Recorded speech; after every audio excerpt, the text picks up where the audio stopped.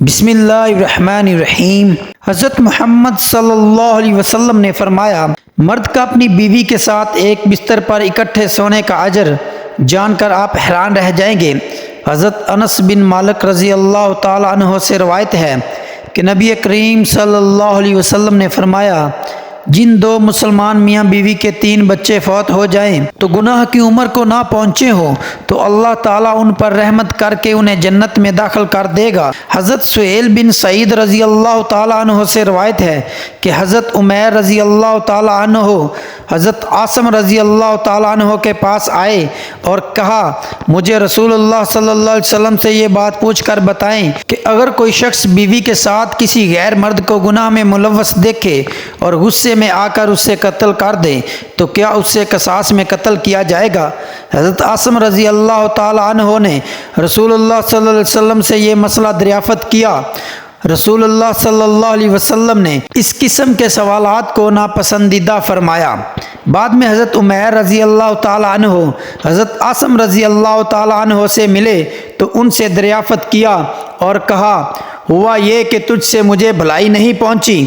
میں نے رسول اللہ صلی اللہ علیہ وسلم سے مسئلہ دریافت کیا تو آپ صلی اللہ علیہ وسلم نے سوالات کو ناپسند فرمایا۔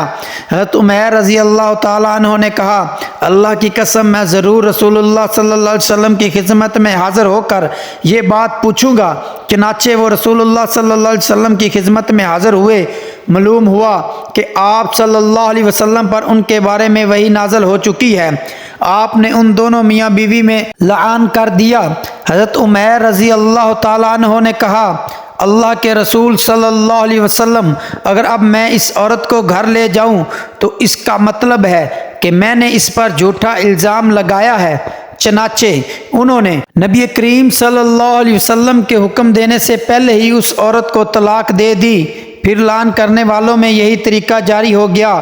اس کے بعد نبی کریم صلی اللہ علیہ وسلم نے فرمایا، دیکھو اگر اس عورت کے ہاں سیاہ فام، سیاہ آنکھوں والا، برے سرینوں والا بچہ پیدا ہوا، میرے خیال میں عمیر رضی اللہ تعالی عنہ نے یقیناً سچ کہا ہے، اور اگر اس کے ہاں بیل بوٹی جیسا سرخ بچہ پیدا ہوا تو میرے خیال میں اس عمیر نے ضرور جھوٹ بولا ہے۔ راوی بیان کرتے ہیں، پھر اس عورت کے ہاں بری صورت والا بچہ پیدا ہوا۔ حضرت عبداللہ بن مسعود رضی اللہ تعالیٰ عنہ سے روایت ہے، انہوں نے فرمایا، جمعے کی رات ہم لوگ مسجد میں تھے۔ ایک آدمی نے کہا، اگر کوئی مرد اپنی بیوی کے ساتھ کسی غیر مرد کو گناہ کی حالت میں دیکھ کر قتل کر دے تو تم لوگ اس سے قصاص کے طور پر قتل کر دو گے؟ اگر وہ اپنی بیوی کے مجرم ہونے کی بات کرے تو تم اس سے الزام تراشی کی سزا کے طور پر کوڑے لگاؤ گے؟ قسم ہے اللہ کی، میں یہ بات ضرور نبی کریم صلی اللہ علیہ وسلم سے عرض کروں گا۔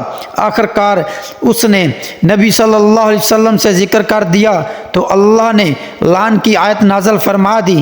اس کے بعد اس آدمی نے آ کر اپنی بیوی پر الزام لگایا تو نبی صلی اللہ علیہ وسلم نے دونوں میاں بیوی کے درمیان لعن کروا دیا اور فرمایا، شاید اس عورت کے ہاں سیاہ فام بچہ پیدا ہو۔ چنانچہ سیاہ فام اور گنگریلے بالوں والا بچہ ہی پیدا ہوا۔ ام المومنین حضرت عائشہ رضی اللہ تعالی عنہا سے روایت ہے، ان کا ایک غلام تھا اور ایک لونڈی تھی جو آپس میں میاں بیوی تھے۔ انہوں نے کہا، اے اللہ کے رسول صلی اللہ علیہ وسلم، میں ان دونوں کو آزاد کرنا چاہتی ہوں۔ تو رسول اللہ صلی اللہ علیہ وسلم نے فرمایا، اگر تو انہیں آزاد کرے تو عورت سے پہلے مرد کو آزاد کرنا۔ حضرت ابو ہریرہ رضی اللہ تعالیٰ عنہ سے روایت ہے کہ نبی کریم صلی اللہ علیہ وسلم نے فرمایا، جب تک میں تمہیں کسی معاملے میں آزاد جوڑے رکھوں تب تک تم بھی مجھے جوڑے رکھو، بلا وجہ سوال نہ کرو، کیونکہ تم سے پہلے لوگ اپنے انبیاء علیہ السلام سے سوالات کرنے اور پھر ان کے کام کی مخالفت کرنے سے ہی ہلاک ہوئے۔ لہٰذا جب میں تمہیں کسی کام کا حکم دوں تو حسب ہمت اس کی تعمیل کرو، اور جب کسی کام سے منع کر دوں تو اس سے رک جاؤ۔ حضرت ابو ہریرہ رضی اللہ تعالی عنہ سے روایت ہے، نبی کریم صلی اللہ علیہ وسلم نے فرمایا، جس نے میری اطاعت کی اس نے اللہ کی اطاعت کی، اور جس نے میری نافرمانی کی اس نے اللہ کی نافرمانی کی۔ عمومی احوال میں شریعت کا حکم یہ ہے کہ میاں بیوی ایک ہی بستر پر آرام کریں، کسی معقول و معتبر وجہ کے بغیر شوہر کو الگ کمرے میں آرام نہیں کرنا چاہیے۔ بعض علماء نے شوہر کے بیوی کے ساتھ سونے کو سنت شمار فرمایا ہے، البتہ بعض حالات میں اگر شوہر کسی وجہ سے علیحدہ سوئے تو بیوی کو ایک ہی بستر پر سونے کا اصرار کرنا بھی درست نہیں۔ مثلا بیوی ایام کی حالت میں ہو اور ساتھ سونے کی صورت میں فتنے میں پڑنے کا اندیشہ ہو، یا اولاد ہونے کی صورت میں، یا اولاد کے باشعور ہونے کی مدت کے بعد عموماً میاں بیوی بستر جدا رکھتے ہیں، یا شوہر تھکا مند ہے اور اس سے آرام یا راحت کی ضرورت ہے، تو ایسے مواقع پر علیحدہ سونے کی گنجائش بھی حدیث وقفہ کی کتب سے معلوم ہوتی ہے۔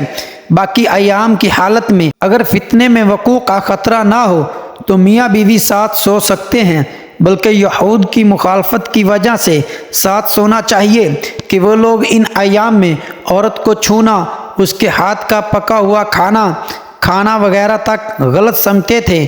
حاصل یہ ہے کہ اس سلسلے میں میاں بیوی کے درمیان اتفاق و مفاہمت ضروری ہے۔ اس طرح کی معمولی باتوں کو جھگڑے یا افتراق کا باعث نہیں بنانا چاہیے، بلکہ دونوں کو ایک دوسرے کے حقوق اور اعضاء کا لحاظ رکھنا چاہیے۔ شوہر کو بھی مستقل اپنا بستر بیوی سے جدا رکھنا اور بیوی کے حقوق کو نظر انداز کرنا جائز نہیں۔ نیز اعذار کی وجہ سے شوہر کبھی علیحدہ سوئے تو بیوی کو اصرار بھی نہیں کرنا چاہیے۔ مشکات شریف میں حضرت عائشہ رضی اللہ تعالی عنہا سے مروی ہے، حضرت عائشہ صدیقہ رضی اللہ تعالی عنہا فرماتی ہیں کہ جب میں ایام سے ہو جاتی تو بستر سے اتر کر بوریا پر آ جاتی تھی، چنانچہ جب تک کہ وہ پاک نہ ہو جاتی نہ تو رسول اللہ صلی اللہ علیہ وسلم ان کے نزدیک آتے تھے اور نہ وہ رسول اللہ صلی اللہ علیہ وسلم کے نزدیک آتی تھی۔ مرد کا اپنی بیوی کے ساتھ اکٹھے ایک بستر پر سونا افضل ہے۔ یہ ہے کہ کسی ایک کو عذر ہو، لیکن مقصد ہم بستری کرنا نہیں، بلکہ مقصد بیوی کے دل کو خوش کرنا ہے۔ بیوی کے دل کو خوش کرنے کے لیے ایام کے دنوں میں بھی اس کے قریب ہو جانا، گویا یہ بھی نبی صلی اللہ علیہ وسلم کی سنت ہے۔ اللہ پاک ہمیں نیک عمل کرنے کی توفیق عطا فرمائے۔ دعا ہے کہ اللہ تعالیٰ میرا سنانا، آپ کا سننا اپنی بارگاہ الہی میں قبول اور منظور فرمائے۔ اللہ پاک میری اور آپ کی بخشش فرمائے اور ہمیں اپنی بیویوں سے محبت کرنے کی توفیق عطا فرمائے۔ آمین ثم آمین۔ ناظرین، کامنٹس باکس میں اللہ تعالیٰ کے 99 ناموں میں سے ایک نام ضرور ٹائپ کریں۔